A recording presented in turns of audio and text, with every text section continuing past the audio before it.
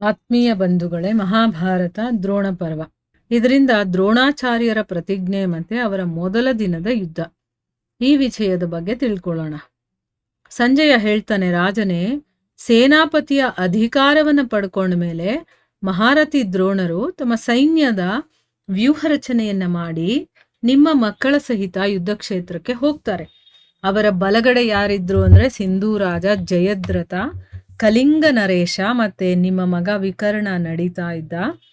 ಅವರ ರಕ್ಷಣೆಗೋಸ್ಕರ ಗಾಂಧಾರ ದೇಶದ ಕುದುರೆ ಸವಾರರ ಸೈನ್ಯದ ಸಹಿತ ಶಕುನಿ ಅವರ ಹಿಂದೆ ಇದ್ದ.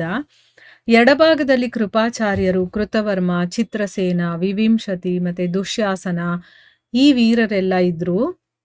ಅವರ ರಕ್ಷಣೆಯ ಭಾರ ಸುದಕ್ಷಣಾದಿ ಕಾಂಬೋಜ ವೀರರ ಮೇಲಿತ್ತು. ಅವರ ಜೊತೆನೆ ಶಖ ಮತ್ತೆ ಯವನ ಸೇನೆಗಳು ಕೂಡ ನಡೀತಾ ಇದ್ವು. ಮದ್ರ, ತ್ರಿಗರ್ತ, ಅಂಬಷ್ಟ, ಮಾಲವ, ಶಿಬಿ, ಶೂರಸೇನ, ಶೂದ್ರ, ನಲಗ, ಸವ್ವೀರ, ಕಿತವ ಮತ್ತೆ ಪೂರ್ವ, ಪಶ್ಚಿಮ, ಉತ್ತರ ಮತ್ತೆ ದಕ್ಷಿಣ ದೇಶಗಳ ಎಲ್ಲ ಯೋಧರು ಕೂಡ ನಿಮ್ಮ ಮಕ್ಕಳ ಸಹಿತ ದುರ್ಯೋಧನನ ಮತ್ತೆ ಕರ್ಣನ ಹಿಂದೆನೆ ನಡೀತಾ ಇದ್ರು.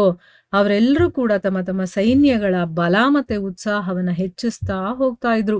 ಎಲ್ಲ ಯೋಧರಲ್ಲೂ ಕೂಡ ಶ್ರೇಷ್ಠನಾದ ಕರ್ಣ ಸೈನ್ಯದಲ್ಲಿ ಶಕ್ತಿಯ ಸಂಚಾರ ಮಾಡ್ತಾ ಎಲ್ಲರ ಮುಂದೆ ನಡೀತಾ ಇದ್ದ.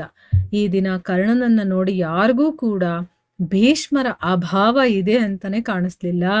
ಅಂದ್ರೆ ಭೀಷ್ಮರು ಒಂದು ಶಕ್ತಿಯಾಗಿ ಅವರು ಮುಂದೆ ಇದ್ರಲ್ವಾ, ಅವರು ಇಲ್ಲ ಅಂದಾಗ ಎಲ್ಲರೂ ಕೂಡ ತುಂಬಾ ವೀಕ್ ಆದಂಗ ಆಗ್ಬಿಟ್ಟಿದ್ರು. ಆದ್ರೆ ಕರ್ಣ ಇರೋದ್ರಿಂದ ಈಗ ಅವರಿಗೆ ಭೀಷ್ಮರ ಅಭಾವನೆ ಕಾಣಿಸ್ಲಿಲ್ಲ. ಎಲ್ಲರ ಬಾಯಲ್ಲೂ ಕೂಡ ಇದೇ ಮಾತು ಇತ್ತು. ಏನು ಅಂತಂದ್ರೆ, ಈ ದಿನ ಕರ್ಣನನ್ನ ಎದುರುಗಡೆ ನೋಡಿ ಪಾಂಡವರು ರಣಕ್ಷೇತ್ರದಲ್ಲೇ ನಿಲ್ಲೋದಿಲ್ಲ. ಕರ್ಣನಂತೂ ದೇವತೆಗಳ ಸಹಿತ ಸ್ವಯಂ ಇಂದ್ರನನ್ನು ಕೂಡ ಗೆಲ್ಲಬಲ್ಲಂಥವನು. ಹೀಗಿದ್ಮೇಲೆ ಬಲಪರಾಕ್ರಮಹೀನರಾದಂತಹ ಪಾಂಡವರ ಬಗ್ಗೆ ಹೇಳೋದಾದ್ರೂ ಏನಿದೆ? ಭೀಷ್ಮರು ಕೂಡ ಬಹಳ ಪರಾಕ್ರಮಿಗಳಾಗಿದ್ರು. ಆದ್ರೆ ಅವರು ಪಾಂಡವರನ್ನ ಉಳಿಸ್ತಾ ಇದ್ರು. ಅದಕ್ಕೋಸ್ಕರ ಈಗ ಕರ್ಣ ಅವರನ್ನ ತನ್ನ ಚೂಪಾದ ಬಾಣಗಳಿಂದ ನಾಶ ಮಾಡಿಬಿಡ್ತಾನೆ. ಯಾಕಂದ್ರೆ ಅವರು ತಾತ ಆಗಿರೋದ್ರಿಂದ ಅವರಿಗೆ ಪಾಂಡವರ ಮೇಲೆ ಒಂದು ಮಮತೆ ಇತ್ತು. ಅದರಿಂದ ಅವ್ರು ಏನ್ ಮಾಡ್ತಾ ಇದ್ರು, ಅವ್ರಿಗೆ ಹೊಡಿತಾ ಇರ್ಲಿಲ್ಲ, ಅವರ ರಕ್ಷಣೆ ಮಾಡ್ತಿದ್ರು. ಆದ್ರೆ ಕರ್ಣ ಹಾಗಲ್ಲ, ಪಾಂಡವರು ಶತ್ರುಗಳಲ್ವಾ, ಅದಕ್ಕೋಸ್ಕರ ಇವತ್ತು ಅವನು ನಾಶ ಮಾಡೇ ಬಿಡ್ತಾನೆ ಅಂತೆಲ್ಲ ಮಾತಾಡ್ಕೊಳ್ತಾ ಇದ್ದಾರೆ. ಮುಂದುವರೆದು ಸಂಜಯ ಹೇಳ್ತಾನೆ, ರಾಜ, ಈ ರೀತಿ ಆ ಎಲ್ಲಾ ಸೈನಿಕರು ಕೂಡ ಕರ್ಣನ ಪ್ರಶಂಸೆಯನ್ನ ಮಾಡ್ತಾ ಮತ್ತೆ ಮನಸ್ಸಲ್ಲೇ ಅವನಿಗೆ ಗೌರವವನ್ನ ಕೊಡ್ತಾ ನಡೀತಾ ಇದ್ರು. ರಣಕ್ಷೇತ್ರಕ್ಕೆ ತಲುಪದ ಮೇಲೆ ಆಚಾರ್ಯರು ತಮ್ಮ ಸೈನ್ಯವನ್ನ ಶಖವ್ಯೂಹವನ್ನಾಗಿ ರಚನೆ ಮಾಡ್ತಾರೆ. ಈ ಕಡೆ ಧರ್ಮರಾಜ ಪಾಂಡವ ಸೈನ್ಯವನ್ನ ಕ್ರೌಂಚ ವ್ಯೂಹದ ರಚನೆಯನ್ನ ಮಾಡ್ತಾನೆ. ಆ ವ್ಯೂಹದ ಮುಖಭಾಗದಲ್ಲಿ ಪುರುಷ ಶ್ರೇಷ್ಠನಾದಂತಹ ಶ್ರೀಕೃಷ್ಣ ಮತ್ತೆ ಅರ್ಜುನ ನಿಂತಿದ್ರು. ಅಂದ್ರೆ ಮುಖದ ಭಾಗ ಎಲ್ಲಿದೆಯೋ ಅಲ್ಲಿ ಇವರಿಬ್ರು ನಿಂತಿದ್ರು.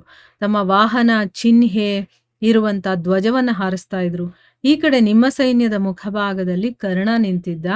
ಕರ್ಣ ಮತ್ತೆ ಅರ್ಜುನ ಇಬ್ರು ಕೂಡ ಒಬ್ಬರ ಮೇಲೆ ಒಬ್ರು ವಿಜಯವನ್ನ ಪಡಿಬೇಕು ಅನ್ನೋದಕ್ಕೆ ಕಾತರರಾಗಿದ್ರು. ಮತ್ತೆ ಇಬ್ರು ಕೂಡ ಒಬ್ಬರಿಗೊಬ್ಬರ ಪ್ರಾಣಗಳ ಗ್ರಾಹಕರಾಗಿದ್ರು. ಅಂದ್ರೆ ಒಬ್ಬರ ಪ್ರಾಣ ಇನ್ನೊಬ್ರು ತೆಗಿಬೇಕು ಅಂತವ್ರು ಕಾತರರಾಗಿದ್ರು. ಅದಕ್ಕೋಸ್ಕರ ಇಬ್ರು ಕೂಡ ಒಬ್ಬರನ್ನೊಬ್ರು ದುರ್ಗುಟ್ಕೊಂಡು ನೋಡ್ತಾನೆ ಇದ್ರು. ಇದೇ ಸಮಯಕ್ಕೆ ಸರಿಯಾಗಿ ಇದ್ದಕ್ಕಿದ್ದ ಹಾಗೆ ಮಹಾರಥಿ ದ್ರೋಣರು ಮುಂದೆ ಬರ್ತಾರೆ. ಮತ್ತೆ ಇಡೀ ಸೈನ್ಯದ ಮಧ್ಯದಲ್ಲಿ ನಿಮ್ಮ ಮಗನಿಗೆ ಹೇಳ್ತಾರೆ, ರಾಜ, ನೀನು ಭೀಷ್ಮರ ನಂತರ ನನ್ನನ್ನ ಸೇನಾಪತಿಯ ಪದವಿಯಲ್ಲಿ ಪ್ರತಿಷ್ಠಿತನನ್ನಾಗಿ ಮಾಡಿದೀಯಾ. ಅದಕ್ಕೋಸ್ಕರ ನಾನು ಅದಕ್ಕೆ ಅನುಸಾರವಾಗಿ ಫಲವನ್ನ ನಿನಗೆ ಕೊಡೋದಕ್ಕೆ ಇಷ್ಟಪಡ್ತೀನಿ. ಹೇಳು, ನಾನು ನಿನಗೆ ಯಾವ ಕೆಲಸವನ್ನ ಮಾಡ್ಲಿ? ನಿನ್ನ ಇಚ್ಛೆ ಏನಿದೆಯೋ ಅದನ್ನೇ ನನ್ನಿಂದ ವರವಾಗಿ ಕೇಳ್ಕೋ ಅಂತನ್ಬಿಟ್ಟು ಹೇಳ್ತಾರೆ ದ್ರೋಣರು. ಆಮೇಲೆ ರಾಜ ದುರ್ಯೋಧನ ಕರ್ಣ ಮತ್ತೆ ದುಶ್ಯಾಸನಾದಿಗಳ ಜೊತೆ ಚರ್ಚೆ ಮಾಡಿ ಆಚಾರ್ಯರಿಗೆ ಹೇಳ್ತಾನೆ. ಯಾಕಂದ್ರೆ ಈಗ ಏನಾದ್ರೂ ವರವನ್ನ ಕೇಳ್ಕೊ ಅಂತ ಹೇಳಿದಾರಲ್ಲ, ಅದಕ್ಕೋಸ್ಕರ ಕರ್ಣ ಮತ್ತೆ ದುಶ್ಯಾಸನ ಇನ್ನು ಬೇಕಾದಷ್ಟು ಜನ ಅವನ ತುಂಬಾ ಹತ್ರವಾಗಿರುವಂಥವ್ರು ಇರ್ತಾರಲ್ಲ, ಅವ್ರ ಹತ್ರ ಎಲ್ಲ ಚರ್ಚೆ ಮಾಡಿ ಹೇಳ್ತಾನೆ, ನೀವೇನಾದ್ರೂ ನನಗೆ ವರವನ್ನ ಕೊಡ್ಬೇಕು ಅಂತ ಇಷ್ಟಪಟ್ಟಿದ್ರೆ ಮಹಾರಥಿ ಯುಧಿಷ್ಠಿರನು ಉಸಿರಾಡ್ತಾ ಇರೋ ಹಾಗೇನೆ ನನ್ಗೆ ಹಿಡ್ಕೊಡಿ ಅಂತ. ಅಂದ್ರೆ ಹಿಡ್ಕೊಂಡು ನನ್ನ ಹತ್ರ ಕರ್ಕೊಂಡ್ ಬನ್ನಿ ಅಂತ ಹೇಳ್ತಾರೆ. ಇದನ್ನ ಕೇಳಿ ಆಚಾರ್ಯರು ಹೇಳ್ತಾರೆ, ನೀನು ಕುಂತಿ ನಂದನನಾದಂತಹ ಯುಧಿಷ್ಠಿರನನ್ನ ಬಂಧಿಸ್ಬೇಕು ಅಂತ ಅನ್ಕೊಂಡಿದೀಯಾ, ಅವರನ್ನ ವಧಿಸ್ಬೇಕು ಅಂತ ನೀನು ವರವನ್ನ ಕೇಳಲಿಲ್ಲ. ಅಂತಂದ್ರೆ ಅವರು ಸಾಯ್ಬೇಕು ಅಂತ ನೀನು ಅಂತ ಇಲ್ಲ, ಅವರನ್ನ ಹಿಡ್ಕೊಂಡು ಬನ್ನಿ ಅಂತ ಹೇಳ್ತಾ ಇದೀಯ. ಅದಕ್ಕೋಸ್ಕರನೇ ಅವರು ಧನ್ಯರು.